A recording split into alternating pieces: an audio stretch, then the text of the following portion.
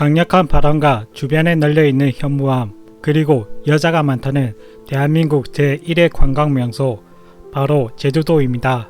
제주도는 바람, 돌, 여자가 많다고 해서 삼다도라고도 하죠. 그런데 여기에 한 가지 더 추가가 되었습니다. 바로 귤. 제주도민에게 귤을 샀다고 하면 귤을 왜 샀냐고 어이없다는 듯 핀잔을 듣게 됩니다. 그만큼 도민들에게 귤은 그냥 어디선가 끊임없이 생겨나는 과일이죠. 제주도의 대표적인 귤에는 한라봉이 있습니다. 볼록 튀어나온 꼭지 부분이 꼭 한라산의 백로담을 닮은 것 같습니다. 그리고 한라봉 말고도 레드향, 천혜향, 황금향 등 맛과 당도가 뛰어난 귤 역시 제주도만의 특산품인데요. 그래서 많은 사람들이 역시 귤은 제주라는 말이 나올 정도로 제주도의 귤은 한국 사람에게는 특별한 존재입니다. 그런데 충격적인 진실은 이들 귤 품종의 94%는 일본에서 건너온 일본 품종이라는 것인데요. 한라봉은 일본에서 전경과 온주밀감의 일종인 홍캉을 교배해서 개발한 품종으로 일본에서는 데코폰이라 불립니다. 이게 한국에 도입되면서 이름을 한라봉으로 바꿔 부르게 되면서 마치 제주도만의 특별한 상품으로 여겨졌습니다. 이렇듯 제주에서 재배하는 감귤 품종의 94%는 일본에서 건너온 것입니다. 일본이 개발하고 보급한 품종을 한국의 특산품으로 여기는 게 여간 불편하고 마주치기 싫은 진실이죠.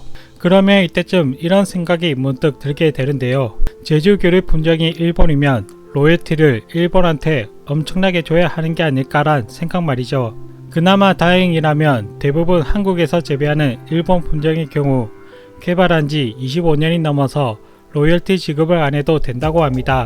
하지만 심사 중인 품종은 로열티 문제가 발생할 수가 있어서 주의해야 한다고 하는데요.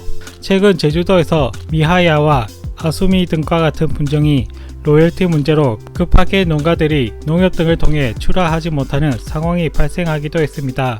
그래서 제주 감귤 농가 99%는 로열티 걱정을 안 해도 되지만 1%의 농가만이 로열티 문제에 위험을 껴안고 있습니다. 그러면 문제가 없는 게 아닌가 하는 소리가 나오는데요. 아무리 그래도 다른 나라 품종으로 우리나라 특산품이라 자랑하면 그게 체면이 설까요? 오히려 외국인이 보기에는 한국의 농업 기술이 뒤떨어져서 일본에 의존한다고 생각할 수도 있죠. 거기다가 이런 사실을 알고 있는 일본인들은 딸기와 샤인머스켓처럼 그 특유의 비아냥으로 한국을 깔보는 태도로 일관하고 있습니다. 이런 문제점이 20년 전에도 이미 지적된 만큼 감귤 품종 국산화를 더 빨리 서둘러야 할 때인데요. 그렇다면 20년이 지나도록 왜 아직도 일본 품종에서 완전히 독립하지 못했을까요? 한국이 기술이 부족해서 새로운 품종을 만들지 못해서 그런 것일까요? 전혀 아닙니다. 한국 역시 꾸준히 새로운 품종을 개발하고 있습니다. 이미 30년 전부터 시작해서 가시적인 성과가 나타나고 있는데요. 농진청 감귤연구소는 지난 1994년 연구개발에 뛰어들어 10년 만에 2004년에 하레조생 품종을 처음으로 선보였습니다. 이 품종은 당도가 10.5브릭스에 산도도 1%가 안 될 정도로 품질이 아주 뛰어났다고 합니다. 그리고 2008년부터 농가 보급을 시작해서 일본 품종과 견줄만 하다는 입소문이 돌았습니다. 그래서 해마다 재배 면적이 늘어나고 있다고 하는데요. 그리고 천혜향을 대체할 수 있는 품종도 개발했습니다. 2016년에 감귤연구소가 내놓은 사라향 품종은 당도가 14.5브릭스에 산도 역시 1.1% 내외로 아주 뛰어난 맛과 조기 수확할 수 있는 강점까지 갖췄습니다. 그리고 이번에 특히 주목받고 있는 신품종이 있다고 하는데요. 바로 윈터프린스와 미니향입니다. 윈터프린스는 연말 감귤 수요를 고려해 만든 국산 품종으로 당도는 12브릭스로 달콤하고 가즙이 많으며 껍질도 벗기기가 쉬워 먹기도 편하다고 합니다. 미니향은 이름에서 알 수 있듯이 크기가 30에서 40g 정도로 현재 재배 중인 감귤 품종의 평균 무게보다 작지만 당도는 15브릭스 이상으로 매우 높은 편입니다. 이 외에도 워싱턴 네이블 오렌지보다 내한성이 강하고 신미가 좋은 풍광, 한라봉보다 담합량과 산함량이 높은 탐나는 봉, 봄부터 여름까지 신선한 과실을 생산하는 설봉미, 과즙이 많고 진해 온주 밀감과는 색다른 식미를 제공하는 노을향까지 개발이 돼 농가에 보급되었습니다.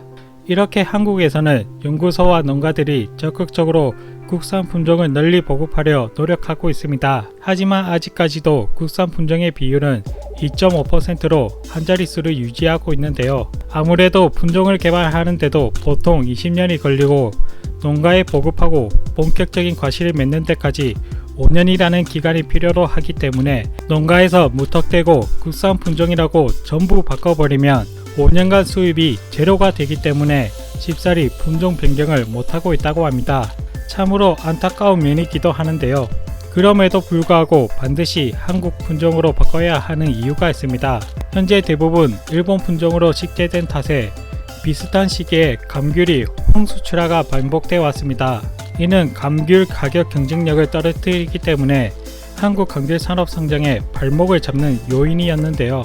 또 20-30년 전에 식재된 감귤 품종들은 기후 변화가 급격하게 진행되는 요즘에는 환경 변화에 적응하기가 쉽지 않아 맛과 품질이 떨어지고 있는 문제가 있다고 합니다.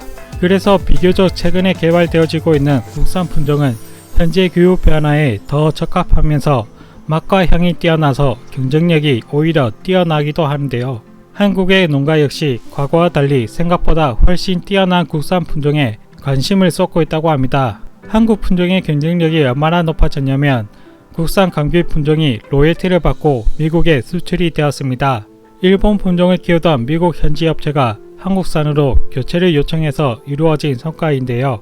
계약기간은 올해부터 품종 보호가 만료되는 2035년까지 14년간이며 계약 물량은 총 23만 6천 그루로 올해 1만 주를 시작으로 점차 재배 규모를 확대할 예정이라고 합니다.